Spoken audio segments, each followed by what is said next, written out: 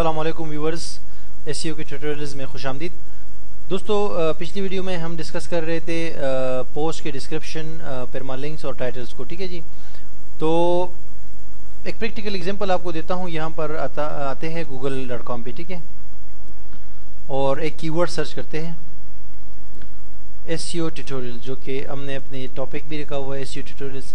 एक कीवर्ड हम सर्च करते हैं। कीवर्ड जब हम सर्च करते हैं तो गूगल बेसिकली तीन चीज़ों को कंसीडर करता है जब आपको रिजल्ट दिखा रहा होता है। ठीक है, तीन चीज़ें क्या होती है। एक जो है उस पोस्ट का टाइटल, जो कि हम बात कर रहे हैं अभी इस वक्त पोस्ट टाइटल्स के ऊपर। ठीक है, और दूसरे नंबर पे वो कंसीडर करता है परमालिंक को। ठीक है, जो कि लिंक होता है बेसिकली एक ख़ास स्पेसिफिक पोस्ट का जिसके लिए सर्च किया जा रहा है। जो अभी हम एसईओ ट्यूटोरियल्स के लिए सर्च कर रहे हैं, तो उस वेबसाइट में जो पोस्ट होता है इस हवाले से, एसईओ ट्यूटोरियल्स के हवाले से जो पोस्ट होगा उसका परमालिंक जो है वो उसकी मैं बात कर रहा हूँ। ठीक है, और तीसरे नंबर पे गूगल कंसीडर करता है जो सर्च डिस्क्रिप्शन होता है उसको। ठीक है, यानी थोड़ा सा मालूमात दे देता है उस पोस्ट के हवाले से। और चौथी नंबर पे एक चीज़ वो करता है, वो तो हम बाद में पढ़ेंगे, जो कि पहला पैराग्राफ होता है आपके आर्टिकल का। ठीक है, उस पर हम बाद में बात करेंगे। उसमें मैं आपको जो है तफसील से मैं वो चीज़ भी सिखाऊंगा। लेकिन इस वक्त जो हमारे पास रिजल्ट नज़र आ रहे हैं, आप देख सकते हैं ये कुछ साइट्स हैं हमारे सामने। ये सबसे पहले तेजाक.com है, और उसके बाद webcoms.com है, tutorialspoint.com है। ये मुख्तलिफ साइट्स है। ठीक है जी। पहली वाली जो साइट है हमारे सामने, इसको अगर हम देखें और इस पर थोड़ा सा गौर करें, तो पहले नंबर पे इसका जो टाइटल है इसको हम ओपन कर लेते हैं। ठीक है जी। इसका जो टाइटल है वो है एसईओ ट्यूटोरियल, और एक डैश दिया हुआ है, फिर लिखा हुआ है बिगिनर। ठीक है जी, यानी बिगिनर्स के लिए एसईओ ट्यूटोरियल्स। तो यहाँ से देखो, ये पहले नंबर पे इसलिए आया कि इसका एग्जैक्टली बिल्कुल एग्जैक्ट टाइटल दिया है इसने एसईओ ट्यूटोरियल्स के नाम से। यहाँ पर आप देख सकते हैं ये सर्च इंजन ऑप्टिमाइजेशन, ये एक्चुअली एक कैटेगरी है बेसिकली। ठीक है, इस वेबसाइट के अंदर ये कैटेगरी है एसईओ ट्यूटोरियल की। ठीक है, और ये टाइटल हालांकि चेंज है, search engine optimisation for beginners, लेकिन ये कैटेगरी जो है वो यहाँ से गूगल ने उठा ली है। ठीक है, कैटेगरी भी बड़ी अहमियत रखती है वर्डप्रेस वेबसाइट्स के अंदर। दूसरे नंबर पे इसका अगर आप परमालिंक देख लो, परमालिंक मैंने आपको कहा ना, उस एड्रेस को कहते हैं जो कि उस पोस्ट का होता है। तो उसमें एसईओ ट्यूटोरियल का एग्जैक्टली वो जो हमने सर्च किया है वही वर्ड यहाँ पर शामिल है। तो गूगल को यहाँ से भी कीवर्ड मिल गया, यहाँ से भी मिल गया, तो लाजमी बात है इसको टॉप पे लेकर आएगा। और एसईओ जो है उसको डिस्क्रिप्शन में भी मिल गया। ये डिस्क्रिप्शन है, यहाँ पर ये डिस्क्रिप्शन है, या इसने या पहला पैराग्राफ ये उठा लेते हैं गूगल उस आर्टिकल का, और या जो है डिस्क्रिप्शन उठा लेते हैं। ठीक है, तो यहाँ पर आप ऊपर देख सकते हैं ये परमालिंक के अंदर एसईओ ट्यूटोरियल है, और उसके बाद जो है ये गूगल ने फर्स्ट पैराग्राफ को यहाँ से कैच किया है स्निप्ट के ऊपर, स्निप्ट के तौर पे। ठीक है, और यहाँ पर आपको शो किया है, थोड़ा सा मतन दिया है कि ये पोस्ट में ये इन्फॉर्मेशन भी है। ठीक है जी। तो ये पहले पैराग्राफ के ऊपर तो हम बाद में बात करेंगे, लेकिन अभी हम बात कर रहे हैं टाइटल्स के ऊपर, और ये जो परमालिंक है इसके ऊपर, और सर्च डिस्क्रिप्शन के ऊपर। ठीक है, तो इस तरह तमाम साइट्स में आप देख सकते हैं किसी यूआरएल में अगर कोई कीवर्ड मौजूद है, कहीं पर जो है ये परमालिंक के अंदर कीवर्ड मौजूद है, कहीं पर जो है ये टाइटल्स के अंदर भी मौजूद है। तो ये सारे इस तरह रेलेवेंट रिजल्ट्स है बिल्कुल। ठीक है जी। तो इस पे मैं इसलिए आपको बात को थोड़ा सा क्लियर करना चाह रहा था कि गूगल जब कोई साइट आपको शो कर रहा होता है सर्च रिजल्ट्स में, तो उसमें इन चीज़ों को लाजमी कंसीडर करता है कि यहाँ पर अगर कीवर्ड्स है तो साइट टॉप पे आएगी। ठीक है, तो मैं आपको यही समझाने की कोशिश कर रहा हूँ कि आप भी एग्जैक्टली जो है अपने पोस्ट टाइटल्स को जो है एग्जैक्टली ऑप्टिमाइज करेंगे सेम वर्ड्स के साथ, इधर उधर नहीं जाएंगे, और इससे ये फ़ायदा होगा कि आपकी साइट को फिर सर्च इंजन में जो है वो जगह मिलेगी, यानी कि रैंकिंग आपकी बेहतर होगी। ठीक है जी। अब आते हैं ब्लॉगर का। जैसे मैंने आपको कहा था वर्डप्रेस का डैशबोर्ड भी मेरे सामने है, ब्लॉगर का भी है। ब्लॉगर में एक ब्लॉग है, इस पर मैं न्यू पोस्ट पे क्लिक करता हूँ और आपको लेकर जाता हूँ। यहाँ पर एक पोस्ट बिल्कुल प्रैक्टिकली करेंगे, और उसकी मैं आपको बताऊँगा किस तरह आप ऑप्टिमाइज करते हैं। पहले ब्लॉगर, उसके बाद फिर वर्डप्रेस पे जाते हैं। ये ब्लॉगर का डैशबोर्ड आ गया जी। मैं एक आर्टिकल लिखना चाहता हूँ, best tools for keyword research. ये मेरा एक पोस्ट है। ठीक है जी, best tools for keyword research.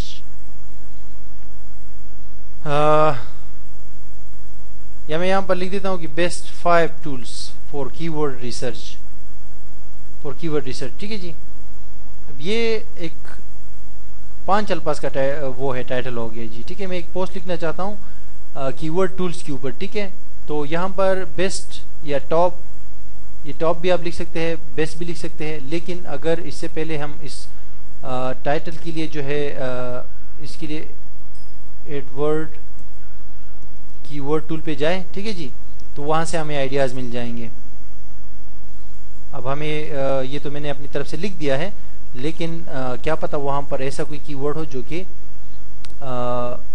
वो ज़्यादा सर्च होता हो, तो ये मेरे लिए आसानी हो जाएगी कि मुझे वहां से आइडियाज मिल जाए। तो ये लाइव हम काम कर रहे हैं, मैं साइन इन हो जाता हूं एडवर्ड के अंदर।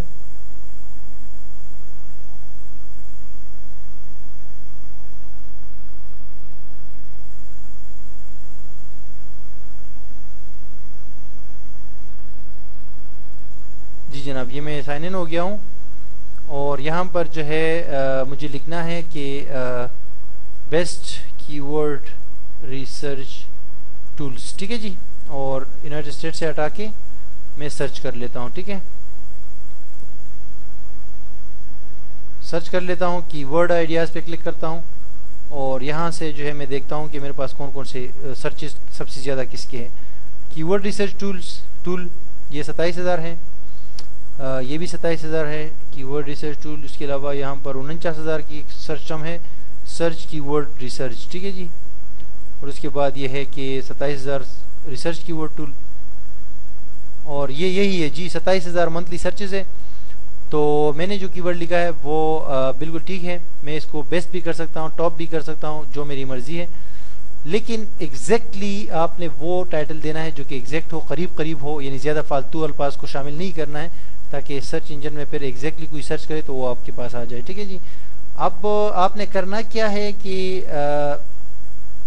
3 जगहों पे आप इसकी इस पोस्ट के हवाले से, जैसे कि हम बात कर रहे हैं टाइटल के ऊपर, परमालिंक के ऊपर और डिस्क्रिप्शन के ऊपर, तो 3 जगहों में आपने मुख्तलिफ जो वर्ड्स है वो यूज करने हैं, थोड़े बहुत चेंज, ठीक है जी। ये जो टाइटल मैंने लिखा है इसको मैं दोबारा चेंज कर देता हूँ, ठीक है। ये मैंने लिखा है best 5 tools for keyword research, best 5 keyword research tool, ठीक है जी। कीवर्ड रिसर्च, ये बिल्कुल exactly best 5 keyword research tools, ठीक है जी। Best 5 free keyword research, free अगर हम करें तो ज्यादा बेहतर रहेगा, फ्री कीवर्ड रिसर्च टूल्स, ठीक है जी। तो ये एक ऐसा अप्रोप्रिएट टाइटल है कि इसमें जो है हमारे लिए कोई सर्च करेगा तो बेस्ट कीवर्ड रिसर्च टूल्स या बेस्ट फ्री या इस तरह का, तो उनके सामने ये पोस्ट जो है आ जाएगी। अब नेक्स्ट जो है ये तो हमारा टाइटल हो गया, एग्जैक्टली होना चाहिए। अगर 8 वर्ड्स का होता है तो 8 वर्ड्स में करे, अगर 5 में होता है तो 5 में, 6 में तो 6 में, लेकिन ये कि कोशिश करें कि आप एक्स्ट्रा फालतू अल्फाज इसमें जो है वो ना करें, यानी कि ऐड ना करें, ठीक है। अब अगर इसको आप मिसाल के तौर पे लिख लेते हैं कि बेस्ट 5 कीवर्ड रिसर्च टूल्स और फिर लिख देते हैं कि टॉप कीवर्ड टूल्स और इस तरह का ना, ये कीवर्ड स्टफिंग में आता है, ठीक है जी। इस तरह 2 बार आप एक कीवर्ड को नहीं यूज कर सकते। कीवर्ड को एक जो आपके पोस्ट का मेन कीवर्ड होता है वो एक ही बार आप यूज कर सकते हैं, 2 बार यूज नहीं कर सकते, ठीक है। ये ज़हन में रखिएगा। दोबारा ऐसा एक लफ्ज़ जो आपने एक बार टाइटल में यूज किया वो दोबारा टाइटल में वो लफ्ज़ दोबारा यूज नहीं कर सकते, ठीक है।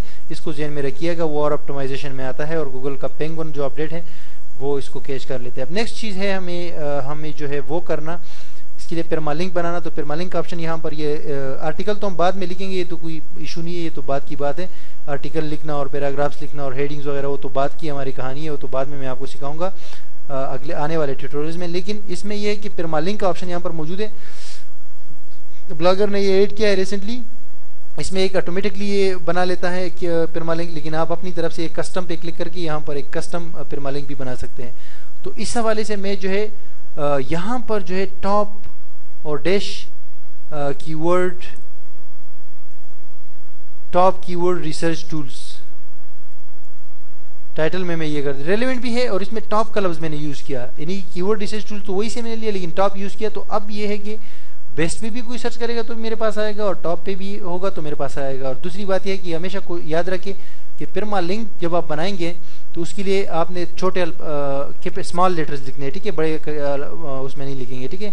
मैं डन कर देता हूँ। तो ये मैंने अपनी तरफ से कस्टम परमालिंक बना दिया इसका, ठीक है, इस पोस्ट का। आखिरी ऑप्शन इसमें यह है कि सर्च डिस्क्रिप्शन यहाँ पर लिखा हुआ है, ये वर्डप्रेस में भी ये ऑप्शन मौजूद है, वो हम सीखेंगे इंशाल्लाह इसी आने वाले ट्यूटोरियल के अंदर।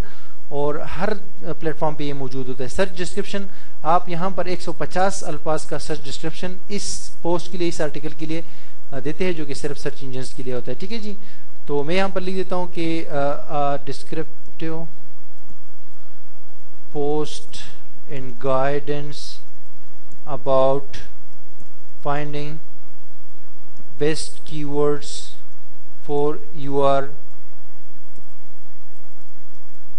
blog post, a descriptive post and guidance about finding best keywords for your blog post, a descriptive post and guidance about finding your best keywords for your blog post using free keyword research tools। ठीक है जी, ये मैंने इसमें दे दिया। इसमें अगर ये keywords का 2 बार लफ्ज आया, ये कोई इशू नहीं है, लेकिन अगर आप थोड़ा सा गौर करें तो ये जो मैंने डिस्क्रिप्शन लिखी है, ठीक है, ये तकरीबन 10-12 अल्फाज की, ये मेरे पोस्ट, जो मेरा पोस्ट टाइटल है उससे चेंज है और मेरे इससे भी चेंज है, जो परमालिंक है।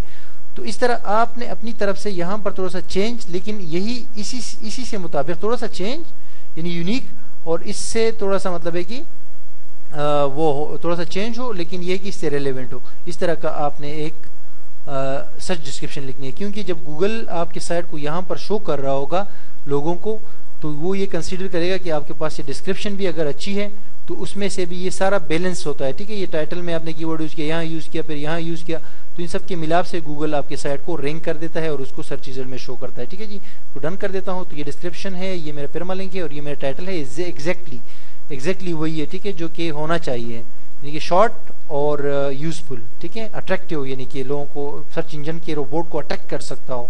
यानी कि जैसे ह्यूमन एक किताब को देखते हैं, उसका इनवान अच्छा होता है तो उसको पढ़ लेता है, इस तरह आजकल रोबोट्स जो होते हैं, रोबोट्स बेसिकली सॉफ्टवेयर्स होते हैं गूगल के या याहू के सर्च इंजन के, जो वो पेजेस को इंडेक्स करते हैं और क्राउल करते हैं, उनको रोबोट्स कहा जाता है और स्पाइडर्स भी कहा जाता है, और वो बेसिकली सॉफ्टवेयर्स होते हैं। ठीक है, तो वो भी, उनको आप कन्विंस कर सकते हैं, उनको आप जो है वो कर सकते हैं, कायल कर सकते हैं, अगर आप इस तरह अच्छे टाइटल्स लिखेंगे, अच्छे परमालिंक्स बनाएंगे और अच्छे डिस्क्रिप्शन लिखेंगे। ठीक है जी, तो ये हमारा पोस्ट हो गया, ऑन पेज ऑप्टिमाइज हो गया इन 3 चीज़ों पे, और अब आगे हम इस पे यहाँ पर जो आर्टिकल लिखेंगे उसको भी ऑप्टिमाइज करेंगे, लेकिन वो तो हमारे नेक्स्ट पेजेस की कहानी है।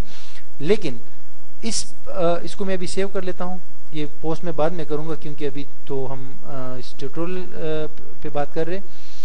लेकिन एक चीज़ क्लियर कर दूं मैं आपको कि ये इंतहाई ज़रूरी है। ठीक है, इस तरह इन पोस्ट टाइटल और परमालिंक और डिस्क्रिप्शन ये बहुत ज़रूरी है। ठीक है, ये तो ब्लॉगर में हमने कर लिया और मैंने आपको इसके बारे में डिटेल्स भी दे दी। नेक्स्ट वीडियो में हम आएंगे और मेरे पास एक छोटा सा इंट्रोडक्शन है जो कि मैं इस वीडियो के शुरू में भूल गया आपको बताना, ये पोस्ट टाइटल्स के हवाले से, ये भी मैं आपको बताऊंगा। और दूसरी बात यह है कि मैं आपको वर्डप्रेस पे जो है आने वाली वीडियो में सिखाऊंगा कि वहाँ पर हम किस तरह पोस्ट टाइटल्स, एक दूसरा ब्लॉग है मेरे पास दूसरे टॉपिक पे, उस पर मैं एक पोस्ट करूंगा और उसमें आपको वर्डप्रेस पे सिखाऊंगा कि वहाँ पर कैसे पोस्ट टाइटल्स, परमालिंक और डिस्क्रिप्शन दे, और मतलब एग्जैक्टली एसईओ ऑप्टिमाइज दे।